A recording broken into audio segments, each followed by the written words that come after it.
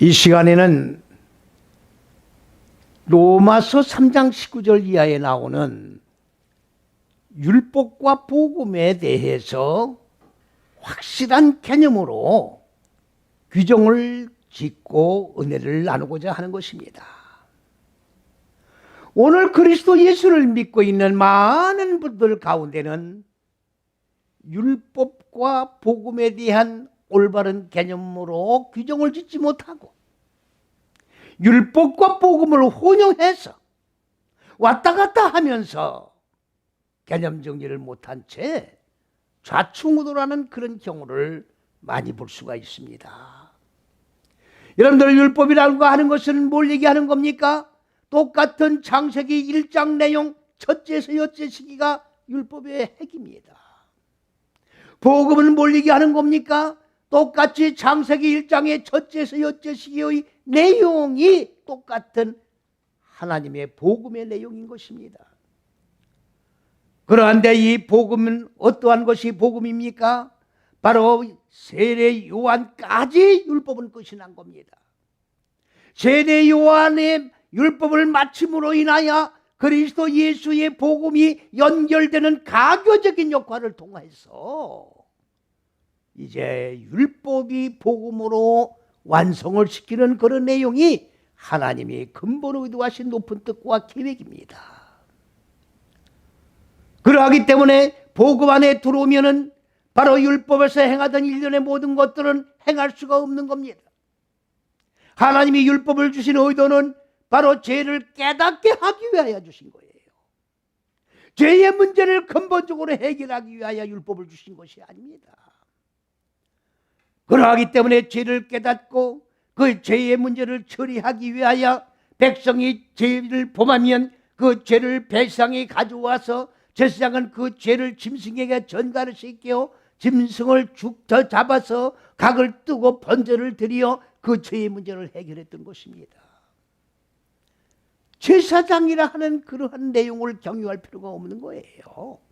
복음 안에 들어오면 그리스도 예수가 말씀이 육신의 몸을 입고 십자가 6걸음을 걸으시고 죽고 살으신 바와 똑같이 우리도 첫째에서 여째 시기 안에 들어와 그리스도 예수 안에 들어와 무지를 죽이고 무지가 죽고 하나님의 생명으로 살아나 하나님의 의가 이루어짐으로 말미암아 죄를 범한 일련의 모든 하나님 앞에 범죄했던 사실들이 다 사함을 받게 되는 놀라운 은혜의 역사가 우리에게 나타나지고 있는 것이 바로 복음입니다. 그러함에 불구하고 율법과 복음을 규정짓지 못하고 복음에서 율법으로 율법에서 복음으로 왔다 갔다 하면서 세상의 혼선을 빚고 있는 모습을 볼 때에 안타까움을 금할 길이 없는 겁니다. 율법은 이미 세례 요한으로 끝이 났습니다.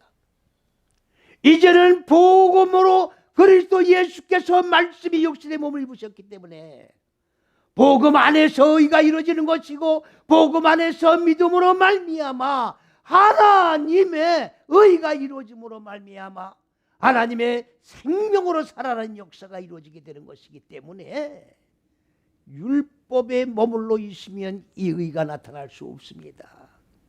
율법 밑에 예속되어 있으면 믿음으로 구원이 이루어지고 믿음으로 의가 이루어지는 역사는 이루어질 수 없다는 사실을 분명히 인식을 하시고 그리스도 예수께서 죽고 살으신 바대로 우리도 그리스도 예수 안에 들어와 그리스도 예수의 첫째에서 여째 시기의 본체 속에 들어와 무지를 죽이고 하나님의 생명으로 살아나 의로운 자 반열 속에 들어가 영원한 생명 속에서 참 안식을 누리고 하나님의 형상과 그리고 하나님의 형상이 이루어진 피조물들이 기쁨으로 얼굴과 얼굴을 마주 대하며 참 안식을 누리며 영원한 행복 속에 행복한 삶을 영하게 해주셨다고 하는 그리스도 예수의 복음이 완성되는 저와 여러분이 되시기를 그리스도 예수의 은혜 안에서 간절히 부탁을 드립니다.